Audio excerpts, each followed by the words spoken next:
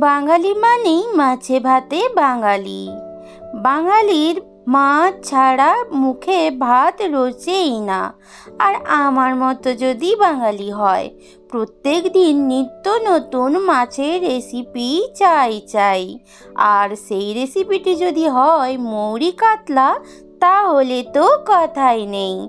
এই রেসিপির এতটাই টেস্ট যে গরম গরম ভাত, এমনকি ফ্রায়েড রাইস পোলাওর সাথে কিন্তু জাস্ট জমে যাবে। তাহলে এই রেসিপিটি কিভাবে বানাচ্ছি দেখে নেওয়া যাক। মৌরি কাতলা বানানোর জন্য এখানে আমি 4 পিস কাতলা মাছ নিয়েছি। এখানে নিয়েছি মৌরি, যেহেতু মৌরি কাতলা মৌরি তো লাগবেই। নিয়েছি কতগুলো কাঁচা লঙ্কা, এখানে নিয়ে নিলাম কতগুলো আদা কুচি আর কাজু বাদাম। এবার নিয়েছি টক দই। এই সমস্ত কিছু দিয়েই আমি আজকের বানিয়ে দেখাবো মৌরি কাতলা।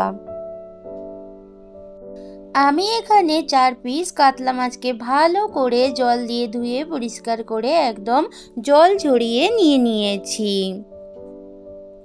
এইবার মাছগুলোকে ম্যারিনেট করে নেব। তার জন্য এখানে আমি প্রথমেই নিয়ে নিচ্ছি স্বাদ মতো লবণ, আর এখানে দিয়ে দিচ্ছি একটু লেবুর রস। লেবুর রসটা দেওয়ার ফলে মাছের মধ্যে আলাদা একটা আঁচটে গন্ধ থাকে, সেটা কিন্তু আর পাওয়া যাবে না এবং মাছটা কিন্তু খুবই খেতে ভালো লাগবে। এইবার এখানে দিয়ে দিচ্ছি মাছের মধ্যে একটু হোয়াইট অয়েল। হোয়াইট অয়েলটা মাছের মধ্যে ভালো করে ম্যারিনেশনের সময় দিলে যখন মাছটা ভাজা হবে তখন আর কিন্তু কড়াইতে চিপকে যাবে না। দিয়ে দিচ্ছি খুব সামান্য পরিমাণে হলদি পাউডার। এবারে সব কিছু ভালোভাবে মেখে নিয়ে 10 মিনিট ম্যারিনেট করে রেখে দেব। তারপর ফিরে আসছি। এইখানে আমি এবার নিয়েছি একটা মিক্সার গ্রাইন্ডার। এইবার নিয়ে নিচ্ছি কতগুলো আদা কুচি, নিয়ে নিলাম কাঁচা লঙ্কা, আর এখানে নিয়ে নিচ্ছি কাজু, আর এর মধ্যে দিয়ে দেব মৌরি। যেহেতু মৌরি কাতলা মৌরি তো লাগবেই। এবার অল্প জল দিয়ে একটা পেস্ট বানিয়ে নেব। গ্যাসের মধ্যে কড়াই বসিয়ে দিয়ে দিয়েছি বেশ কিছুটা সাদা তেল। একটু অল্প আমি লবণ তেলের মধ্যে দিয়ে দিয়েছি, যাতে তেলটা চারিদিকে আর না ছিটিয়ে যায়। এইবার তেলটা গরম হয়ে যাওয়ার পরে এক এক করে ম্যারিনেট করা মাছগুলো দিয়ে দিচ্ছি। হালকা করে দুদিকটা একটু লাল করে মাছগুলো ভেজে নিতে হবে। একটা দিক মাছগুলো ভাজা হয়ে যাওয়ার পরে অপোজিট দিকটাও উল্টে দিচ্ছি। এইভাবে গ্যাসের ভলিউম মিডিয়াম টু লোতে রেখে মাছগুলো ভেজে নিতে হবে। এইবার দেখতেই পাচ্ছ দুটো দিক মাছগুলো ভাজা হয়ে গেছে। এবারে এক এক করে উঠিয়ে নেব। এর থেকে এই রেসিপির জন্য আর বেশি মাছ ভাজার দরকার নেই। ভেজে নেওয়া মাছের তেলের মধ্যেই আমি দিয়ে দিচ্ছি গোটা গরম মশলা। এবার গোটা গরম মশলাতেই দিয়ে দিচ্ছি দারচিনি আর লবঙ্গ আর এলাচ। এবারে একটু গোটা গরম মশলাটা ভালো করে ভেজে নিচ্ছি। ভেজে নেওয়ার পরে এইবার এখানে দিয়ে দিচ্ছি পেঁয়াজ বাটা। আমি এখানে পেঁয়াজ বেটে রান্নাটা করব, তাই জন্য এখানে পেঁয়াজ বাটা দিয়ে দিলাম। দিয়ে এবার ভালো করে ফোড়ন এবং তেলের সাথে মিশিয়ে নিয়ে পেঁয়াজ পেস্টটা একটু কষিয়ে নেব। যতক্ষণ না পেঁয়াজের একটা কাঁচা স্মেল চলে যায় ততক্ষণ অবধি কিন্তু কষিয়ে নিতে হবে। পেঁয়াজের পেস্টটা কিন্তু খুব ভালোভাবেই কষানো হয়ে গেছে। এইবার এখানে দিয়ে দেব যে পেস্টটা বানিয়ে রেখেছিলাম, ওটা এবার এখানে দিয়ে দিচ্ছি। পেস্টটা দিয়ে এবার ভালো করে পেঁয়াজের সাথে মিশিয়ে নিয়ে আরও একটু টাইম নিয়ে কিন্তু কষিয়ে নিতে হবে। এই রেসিপিটি এতটাই টেস্টি হয় যে তোমরা নিজেরা বানালে বুঝতেই পারবে। মৌরির যে একটা আলাদা ফ্লেভার এই রেসিপিতে পাওয়া যায়, সেটা কিন্তু যখন রেসিপিটি খাওয়া হবে তখন কিন্তু টেস্টটা অসাধারণ লাগে। দেখতেই পাচ্ছ আগের থেকে মশলাটা কিন্তু বেশ ভালোভাবে কষানো হয়ে গেছে, তেলটাও চারদিক থেকে বেরিয়ে গেছে, মানে কষানো কমপ্লিট। এইবার এখানে দিয়ে দিচ্ছি স্বাদ মতো লবণ, দিয়ে দিলাম হলদি পাউডার।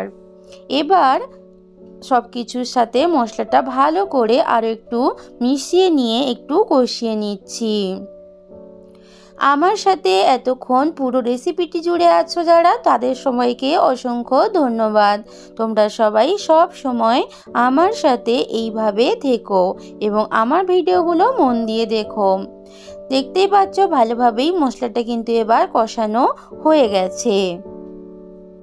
এইবার আমি গ্যাসের ভলিউমটা একটু অফ করে দিলাম। অফ করে এখানে আমি দিয়ে দিচ্ছি ফ্যাটানো টক দই। অনেক সময় গ্যাসের ভলিউমটা যদি বাড়ানো থাকে টক দইটা কেটে যেতে পারে, তাই জন্য হয় ভলিউমটা একদম কম করে দিয়ে, না হয় ভলিউমটা অফ করে দিয়ে টক দইটা দিলে আর কিন্তু কেটে যায় না। টক দইটা দিয়ে এবার সব কিছুর সাথে মিশিয়ে নিয়ে আরও একটু টাইম নিয়ে কষিয়ে নেব। তবে টক দই দেওয়ার পরে খুব বেশি সময় কষানোর দরকার নেই।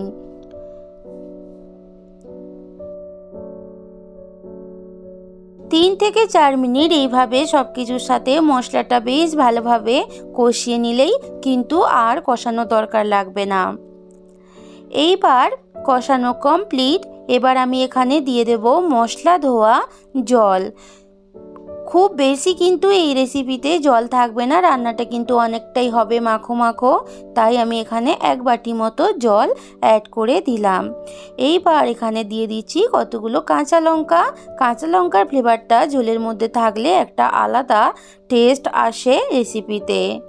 এইবার দেখতেই পাচ্ছ ভালোভাবে কিন্তু ঝোলটা ফুটে উঠেছে। আমি 2 মিনিটের জন্য ঢাকা দিয়ে রেখেছিলাম, ঢাকাটা খুলে নিয়েছি। এবার এখানে দিয়ে দিচ্ছি একটু চিনি, মিষ্টি মিষ্টি ভাব হলে কিন্তু ভালোই লাগে রেসিপিটি। এবার সব কিছু একটু নাড়াচাড়া করে নিয়ে এখানে দিয়ে দিচ্ছি ভেজে রাখা মাছগুলো। এই রেসিপিটি কিন্তু গরম গরম ভাতের সাথে লাগবে অসাধারণ। আর তোমরা ফ্রাইড রাইস, পোলাও, জিরা রাইসের সাথে কিন্তু ট্রাই করতে পারো। এগুলোর সাথেও কিন্তু এই রেসিপিটি খুবই ভালো লাগবে। যারা মাছ খেতে চায় না তারা কিন্তু এই রেসিপিটি খুবই পছন্দ করবে। সমস্ত মাছগুলো এবার দিয়ে ঝোলের সাথে একটু ভালো করে মিশিয়ে নিচ্ছি। এইবার একটু আমি ঢাকা দিয়ে রেখে দেব ভালোভাবে ঝোলটা ফুটে ওঠার জন্য।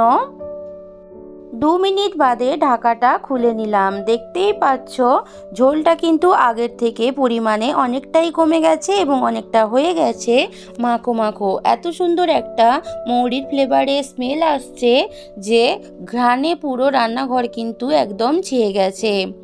এই রেসিপিটি কিন্তু তোমরা অবশ্যই বাড়িতে একবার আমি যেভাবে বানিয়েছি অবশ্যই বানিয়ে দেখো।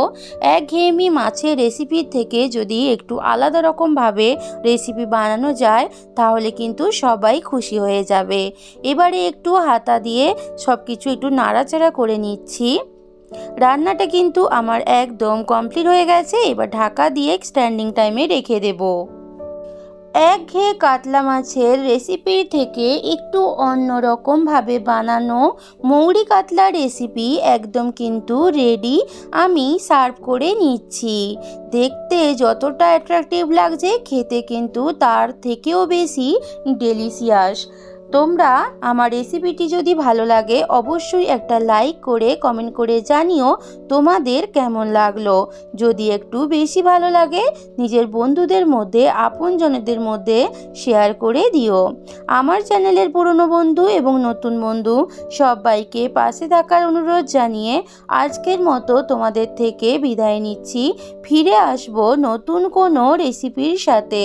ততক্ষণ সবাই ভালো থেকো, সুস্থ থেকো, সব সময় হাসতে থেকো।